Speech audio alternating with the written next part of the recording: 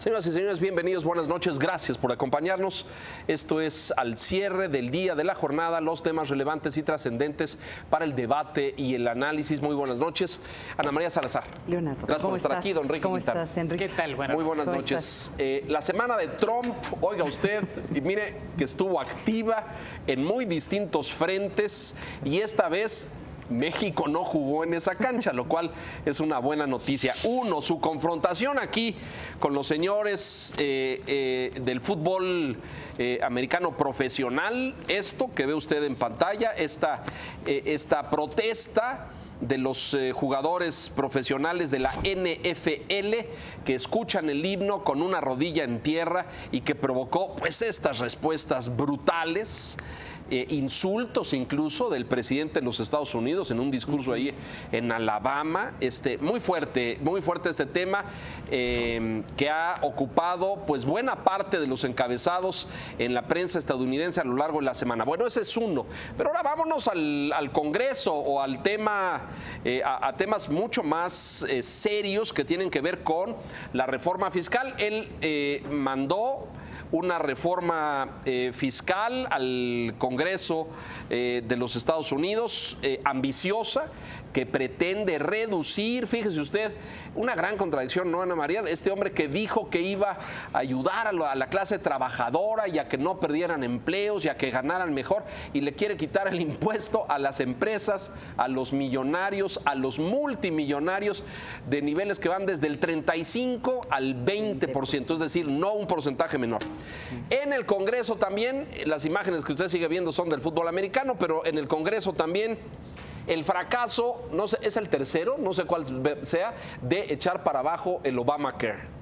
Esta iniciativa de la administración Obama para brindar de seguro médico a amplios segmentos de la población estadounidense es el tercer intento y creo que el último porque legalmente ya no puede por ahora, sí, presentar otro para reformar el Obamacare. Bueno, pues fracasó nuevamente. Y por si faltaran más elementos, luego la confrontación muy áspera, creo que desde hace mucho tiempo no veíamos así, con un país distante a la órbita estadounidense, Corea del Norte, sí. Amenazas de destrucción mutua, ¿no? El señor de Corea del Norte amenazando a Estados Unidos de que lo iba a destruir y en contraparte Estados Unidos en ese sentido también que iba a destruir y arrasar con Corea del Norte. Hace mucho no escuchábamos este lenguaje, ¿no? Pero pero le en la faltó Segunda algo. Guerra Mundial. Te faltó Puerto Rico. Ah, bueno, su desatención. Es que como él no lo atiende, nosotros tampoco, pero hoy firmó unos decretos que 8 días después alguien le dijo, oiga, voltea a ver a Puerto Rico, ¿no? Está destrozada por un Mark Anthony huracán, le puso un tuit ahí durísimo donde le dijo, cállate la boca y presta atención al desastre. Pero a ver, ¿por dónde empieza? ¿Quién es el americano, el Obamacare, la reforma fiscal? Yo creo que lo interesante es tratar de entender por qué está abriendo tantos frentes al mismo tiempo. Por ejemplo, el de la NFL, el de este debate que está teniendo con estos equipos de fútbol americano, no era necesario tener este debate en ese momento. Él lo inicia el fin de semana pasado con una serie de tweets cuestionando el patriotismo de estos jugadores que deciden hincarse y entonces él dice que esto tiene que, él los cuestiona y parecería que él está tratando de abrir una guerra racial y se considera que es una guerra racial porque la mayoría de los jugadores del NFL son afroamericanos, ¿no? Eso por una parte. Entonces abre ese frente en el mismo momento en que está lanzando pues estas amenazas de destrucción a otro país, a Norcorea. Entonces también sucede todo esto porque ya no nos alcanza el programa para mencionarlo en un momento en donde las investigaciones que tiene que ver con Russiagate, que tiene que ver con personas muy cercanas al presidente Donald Trump,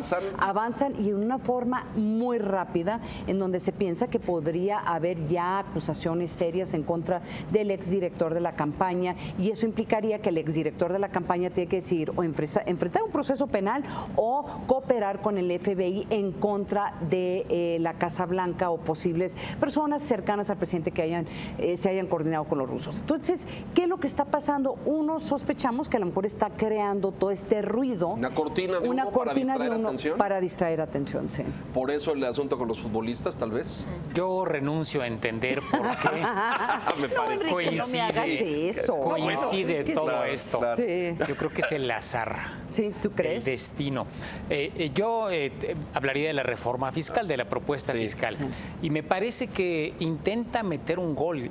Y aunque hay reclamo a propósito de que está focalizada a bajarle los impuestos a los más ricos, la verdad es que tiene también un efecto en la clase media, si es que se aprueba. Sí se baja la tasa más alta para personas físicas de 36.9 a 35, pero de 7 escalones se reducen a 3. Y si no pagas 35 vas a pagar 25, y si no pagas 25 vas a pagar 12. Y además se crea un segmento de 0 impuestos para parejas que ganen $24,000 o menos al año. O para personas solas que ganen $12,000 al año.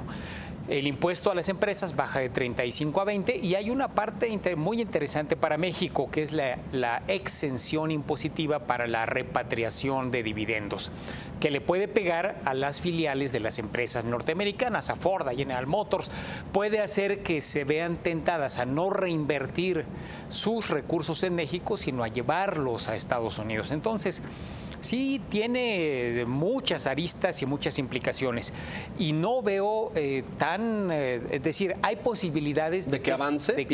Ajá. Ya hay muchas críticas. El problema principal con esta propuesta es que no cuadra. Es decir, eso es lo que ya en los primeros 2 días de discusiones después de su presentación ha quedado claro. No hay manera de que esto cuadre con la intención de no disparar el déficit. Bueno, ese es el punto, porque, y tú eres un experto en esto, pero ¿cómo reducir la recaudación fiscal y no endeudar al país? Es decir, ¿de dónde va a sacar los recursos que le está quitando al Tesoro de los Estados Unidos proveniente del impuesto de los americanos? Es decir, ¿de dónde saca todo ese dinero que es necesario para... Aumentó el gasto de defensa, aumentó otra serie de cosas, ¿y de dónde saca el dinero? La lógica es muy sencilla en la visión de Mnuchin, del secretario del Tesoro. La economía va a crecer más. Como le cobramos menos a los particulares, van a tener más dinero para gastar e invertir y por lo tanto tendremos un crecimiento y de ese crecimiento saldrá la recaudación adicional para compensar la pérdida de ingresos fiscales. Peligroso volado ese, ¿no? Conceptualmente puede ser interesante. Sí, bueno, está en los libros de economía, pero en la realidad... En términos prácticos no funciona. Yo creo que hay otra área otra de las propuestas que México le tiene que poner mucha atención es que si las compañías estadounidenses van a pagar menos impuestos, hay más incentivos de quedarse en Estados Unidos, o sea, de no sacar... Otra lógica, exacto. Otra lógica, o sea, porque... no ir a poner plantas en México, en Costa Rica. Por ejemplo, ahorita Amazon ya anunció que está buscando instalar otra de sus... No plantas, pero otra de sus grandes oficinas. Centros de distribución, exacto. Entonces, todas las ciudades en Estados Unidos están compitiendo, pero también está compitiendo Ottawa. Están compitiendo otras ciudades fuera de Estados Unidos.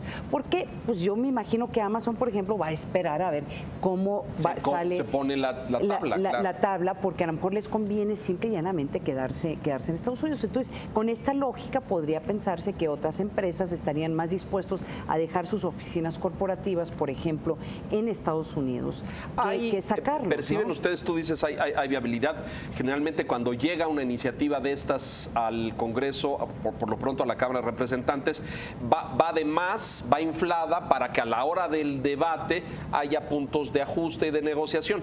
¿Tú ves en el ámbito demócrata disposición a que esto camine? Lo que va a ser interesante es cómo cuadrar la parte de los ingresos y del déficit, ¿sí? Porque parte del problema es que sí da la apariencia que sí se está beneficiando a personas o a empresas con mucho dinero. También faltan detalles de dónde, porque lo rebajan, son como 3 escalones, ¿no? O sea, donde puedes tú cuadrar tus ingresos. Falta saber exactamente el escalón más alto cuál es, ¿sí? Y quiénes son los que están en medio y qué es lo que implica esto para la clase trabajadora de Estados Unidos. Pero hay una gran interrogante y casi te lo prometo que los demócratas van a decir, nos parece muy bien, vamos a considerarlo, pero antes de hacer eso nosotros necesitamos saber, los demócratas, cuánto esto beneficia a Donald Trump. Tienes que darnos por lo menos darnos más información de tus empresas. Que subrayan, ¿no? Porque vamos ya para los 10 meses de gobierno y no se conoce la declaración de impuestos del señor Donald Trump, ¿no? Exactamente, o cómo funcionan sus empresas, ¿sí? El memorándum donde se presenta esta propuesta es de 4 páginas. Entonces, hay muchas interrogantes todavía, digamos que son las grandes líneas, los grandes trazos, pero faltan todavía los detalles. Y efectivamente los demócratas temen que la manera de cuadrar las cuentas, si no vas a endeudarte más, pues es con gasto social. Entonces, quitarle a los programas sociales. Quitarle a los programas sociales, como ya estaba en la propuesta en el presupuesto para el año fiscal 18 de Trump. Entonces, ahí puede atorarse. Creo que tiene posibilidades de que viva más en la discusión del Congreso, pero no está nada sencilla. Y en el contexto que veíamos, Corea del Norte, pleitos a cada rato innecesarios como este con la NFL, probablemente el debate, esto no camine. Es decir, este señor ha abierto un debate racial que después de la presidencia del primer afroamericano en la historia, pues estaba, yo no diría archivado, pero no estaba en la prioridad de la discusión social en Estados Unidos, ¿no? Y él ha reabierto esa herida con el discurso de Alabama, con el tema de Charlottesville. Y bueno, con Puerto Rico, la reacción del gobierno de Estados Unidos o el gobierno federal a Puerto Rico, que ha sido muy diferente a la reacción, por ejemplo, a Texas y Houston, a Florida. Claro. Bueno, desatención total, ¿no? Total. Preguntó Puerto Rico, ¿y dónde queda? ¿Qué es eso? ¿A poco son americanos? Bueno, los puertorriqueños son ciudadanos americanos. Claro, nadie se lo dijo. Bueno, por último, antes de irnos, el tema de Corea del Norte, porque luego ya vi por ahí en el New York Times algunas notas que reportan canales subyacentes de diplomacia. Alguien ahí que está tratando de establecer un diálogo, abrir canales para evitar un conflicto. Nadie quiere aunque nadie pueda meter la mano al fuego por lo racional de estos señores o por su sensatez, porque dicen una cantidad de disparates terribles, tanto el coreano como el de acá. Pero ¿tú tienes registro de que hay canales diplomáticos abiertos? Sí hay. Pero el problema es que los dos se metieron en una esquina en donde va a ser muy difícil salir y salvar cara. El problema es que a final de cuentas no sabemos si son actores racionales. Si el líder de Norcorea es un actor racional, lo que va a hacer es empujar hasta que Estados Unidos ceda en algo para que puedan sentarse medio a negociar algo. Pero ¿y si no es racional? Y el problema es que mientras más lo ofendes personalmente, que este señor se le considera literalmente un dios en Norcorea. O sea, Norcorea, lo estaba comentando un analista esta mañana, no es un país, es un culto. Es un culto, Es un culto. Entonces, es una iglesia. Entonces, si ese es el caso, mientras más lo ofendes personalmente, va a haber una reacción. No sabemos cómo, cuál.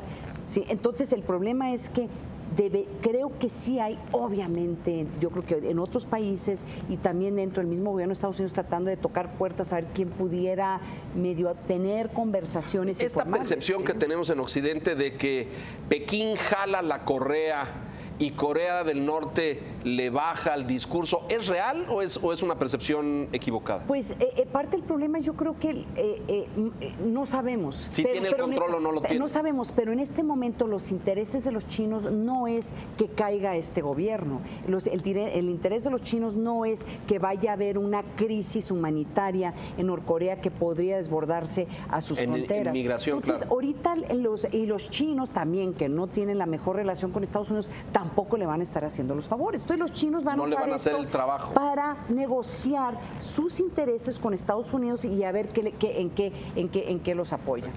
China está modulando. Hoy anunció la imposición de sanciones económicas a Corea del Norte. Entonces, aunque el interés no sea que caiga el gobierno de Kim, sí está interesado en que el asunto no escale. Y una de las maneras de hacerlo es también apretar a Corea del Norte y tratar de usar la influencia para presionar a Estados Unidos, claro. La que haya, para presionar a Corea. Y también presionar a Estados Unidos, tratar de mantener las pelotas en el aire, que no se caiga ninguna, en una situación de riesgo, porque eso es realmente lo que preocupa a todos. En cualquier momento puede, la mecha es haber corta. Un error. Una pieza en ese rompecabezas, lo menciono nada más porque ya no nos queda tiempo, pero Japón acaba de llamar a elecciones anticipadas. El primer ministro cerró el Congreso, el Parlamento llama a elecciones y está pidiendo en la nueva agenda legislativa, en caso de que gane la mayoría, por eso llama a elecciones, tener fuerzas armadas. Es decir, Japón desde la Segunda Guerra Mundial no tiene ejército, no tiene fuerzas armadas, no participan en contingencias internacionales y sería un cambio. Claro, está habiendo una amenaza, me parece muy hostil en un terreno muy cercano. Y eso va a poner muy nervioso a los chinos, a los sudcoreanos y a los norcoreanos. Claro, imagínate un ejército japonés. En fin, mensajes, regresamos enseguida, tenemos mucho más.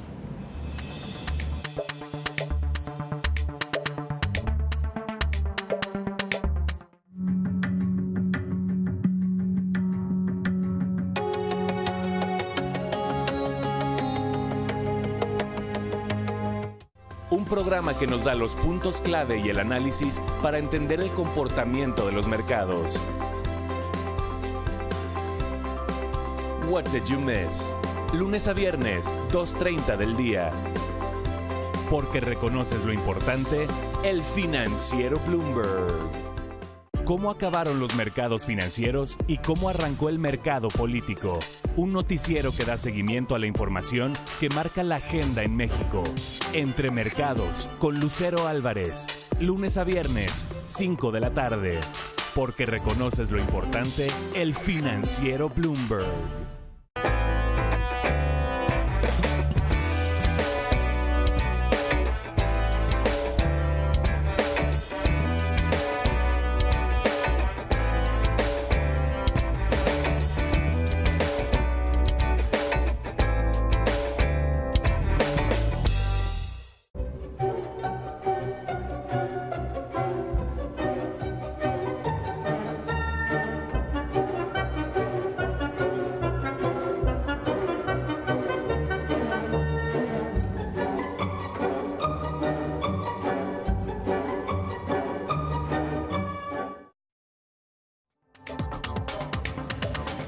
Vamos a temas de México, muy presentes y en mucho debate esta semana después del sismo y después del anuncio del día de ayer del presidente, su gabinete y la iniciativa privada sobre la reconstrucción. Bueno, pues ahora ha surgido todas estas investigaciones ya presentes en varias delegaciones de la Ciudad de México. Este es el caso de Tlalpan, donde la delegada Sheinbaum hoy en la mañana pues anunció así, con todas las cartas, denuncia contra quien resulte responsable, pero de entrada 2 exfuncionarios de la delegación Tlalpan y la dueña de este colegio que se derrumbó allá en Tlalpan, sabe usted, el Repsamen, el Enrique Repsamen, donde pues murieron 21 niños y cerca de 8 adultos. Bueno, esa es una investigación en curso porque lo que han encontrado, Ana María Enríquez, son irregularidades, ¿no? Es decir, quién otorgó el permiso, quién dio la licencia, hay un problema ahí del INVEA, del uso de suelo, pero también hay,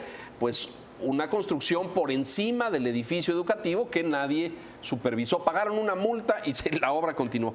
Pero hay otra en Benito Juárez, donde también hay investigaciones en curso por personal de la antigua gestión en la delegación que firmó obras como esta figura hoy que se está volviendo tan célebre, el DRO, el director responsable de obra, y es gente que está hoy incrustada en la Secretaría en Sedubi, en la Ciudad de México. Entonces, como que está empezando a haber el destape de un gran, me parece, acto, no puedo decir que es un acto generalizado de corrupción, pero donde aparecerán casos, Enrique, de obras que no cumplieron los requisitos, donde hubo irregularidades, donde se otorgaron permisos y licencias de forma incorrecta. Imagínense por un momento que no hubiese temblado el 19 de septiembre. Todo seguiría igual, claro. Sí, todo sigue igual. Claro. La única razón por la cual se procedió a investigar y a denunciar penalmente, como lo hizo Claudia Sheinbaum el día de hoy, es por la tragedia. Es por la tragedia que se provocó. Qué bueno en el caso de Sheinbaum que denunció a dos funcionarios de gobiernos perredistas. Qué malo por el hecho de que pareciera que siempre la culpa es de los demás, cuando ya se ha verificado, ya se ha demostrado que por ya sea omisión, negligencia de las personas encargadas en la delegación, pues dejaron pasar del INVEA información que claramente reflejaba que había anomalías. Como tú decías que no es generalizada. Yo creo que sí es generalizada la corrupción en materia de obra pública en las delegaciones de la Ciudad de México, y que lo que estamos viendo fue apenas el efecto de destapar algunas cosas por la tragedia. Claro. Si se destapara todo de los edificios que están bien, de los que no sufrieron daños, nos llevaríamos una sorpresa, porque la corrupción me parece que es parte de la práctica cotidiana, regular, de la obra pública, de la vivienda en la Ciudad de México. Yo creo que este temblor sí va a tener un impacto en el 2018. Claudia Sheinbaum a lo mejor podrá argumentar que ella no tenía la responsabilidad jurídica o que ella no sabía, pero la verdad es que hay una responsabilidad política de ella, y a ver si no sube a Miguel Ángel Mancera. Hay una responsabilidad política cuando mueren 21 niños. Alguien tiene que ser responsable, si no jurídicamente, también políticamente. Entonces, la gran interrogante va a ser con ella, por ejemplo, es qué pasa con su candidatura para ser jefa de gobierno. O sea, qué tanto sale afectada. Pero ella, es decir, es una delegada que acaba de llegar. Esas obras se autorizaron antes. Entonces, la responsabilidad política, es que eso es lo que estoy tratando de diferenciar. Hay siempre una responsabilidad política que afecta a los políticos, y hay una responsabilidad jurídica. Y ella lo que está tratando de hacer es, yo no tengo la responsabilidad jurídica. El cuestionamiento es si ella va a decir, pues yo soy recién llegada y yo no tengo nada que ver con eso. No me es muy claro que se va a poder blindar de eso. ¿A quién le van a echar la culpa? ¿A los delegados de hace 2 años o de hace 3 años? No sé. Al INVEA. Al gobierno central. Sí, pero de todos modos, ella se equivocó en la forma que sale a defender. Ella debería haber salido desde el principio a decir, acuérdense cuáles fueron sus primeras palabras. No es que todos los papeles estaban en regla. Tú no puedes decir eso los primeros días de esta transición. Eso es lo que dijo en su primera conferencia de prensa. A lo mejor ya averiguaron más, salieron más cosas, pero el punto aquí, independientemente del personaje y de esta responsabilidad, yo creo que aquí está uno de los temas, es esto que acabas de decir tú, Enrique. Esto le toca al INVEA, le toca a la delegación, le toca a CEDUBI, le toca a... El INVEA dice que ya habían detectado un uso de suelo incorrecto. Eso dice el INVEA. Pero pues que había un amparo. Y que había un amparo.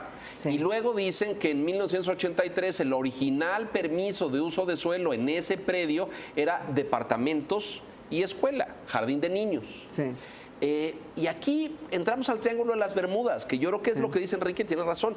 A ver, ¿quién va a ser responsable de que en 30 años el INVEA ya sabía que algo estaba mal, la delegación sabía que algo estaba mal, pero nadie hizo nada? Nadie clausuró. Por eso jurídicamente yo no sé ni siquiera si van a poder encontrar a un culpable, pero políticamente va a ser muy fácil culparla a ella. Que sea justo o no, no estoy diciendo que sea justo, pero en estos momentos lo que se está buscando en la Ciudad de México es quiénes van a ser los culpables políticos de que se hayan derrumbado tantos edificios. Va a ser, le vamos a echar la culpa al terremoto. Con todo lo de los condominios y los edificios de departamentos. Le toca a todos en la delegación Benito Juárez hay un delegado panista. El gobierno central está a cargo del PRD, entonces tienes para repartir Morena, PRD, PAN. Sí. Hay para todos. Me preocupa especialmente el que verdaderamente esto se abra. Yo coincido en el tema de si el otorgamiento de permisos y licencias ha significado moches en el pasado.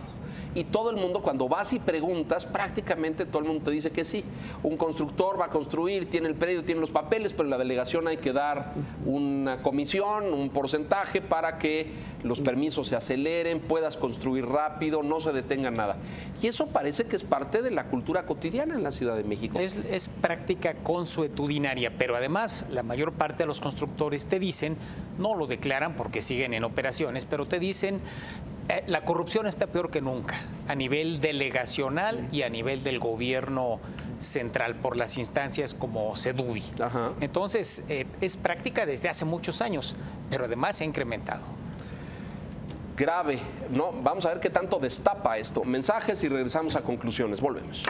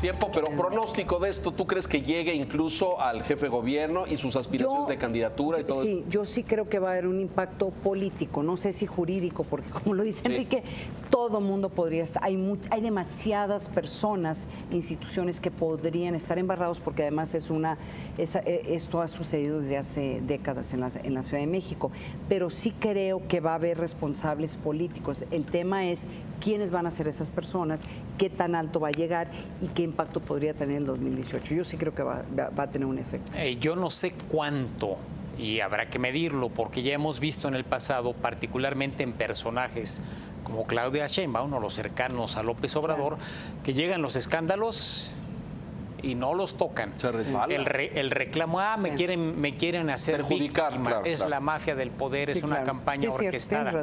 Vamos a ver, no es necesariamente algo que vaya a repetirse, pero creo que todavía está por verse. Lo que es un hecho es que este es un mapa, un patrón que se extiende por toda la Ciudad de México, por muchas delegaciones, ahora muy señaladas las que fueron afectadas. Ya hay daños en Xochimilco, hay daños en Tlalpan, hay daños en Cuauhtémoc de forma muy señalada, con obras antiguas de 8, de 10, de 9 años, pero también con edificios que se construyeron hace un año. ¿no? Hace un año, donde ya se supone que estaría en vigor un nuevo reglamento de construcción. Entonces, va a haber mucho que investigar, vamos a ver qué tanto de esto sale. Y también hay que decirlo, y me estaba contando un arquitecto, porque yo le estaba preguntando, ¿a quién le echamos la culpa? ¿A los que construyeron o es el terremoto? Me dice, es que no subestimen lo fuerte que fueron estos temblores. No hay que subestimar, pero sí amerita, y si el reclamo es válido, una señorita que pusimos aquí en la televisión hace apenas 2 días, que dije, yo compré hace un mes, el edificio es nuevo, se construyó hace un año y se cayó. Sí. Algo está mal, ¿no? Algo no cuadra, ¿no? Sí. Pobre porque lo pagó en efectivo. Ana María, gracias, buenas noches. Gracias, Leonardo. Un tema, deberíamos abordar, el tema de los seguros. Sí, claro. Ya hubo propuestas esta semana en varios lugares que dicen el esquema de Texas o de Luisiana, con tu predial aparejado un seguro. No, pues está. Entonces, bueno, y además económicamente tiene todo un sentido. Enrique, gracias, buenas noches. Y a las 10 de la noche en Mundo Según Trump vamos a hablar de la influencia de los rusos en usar Twitter para poder influenciar las elecciones en Estados Unidos y mucho más. Así que acompáñame a las 10 de la noche en el Mundo Según Trump. Gracias, buenas noches.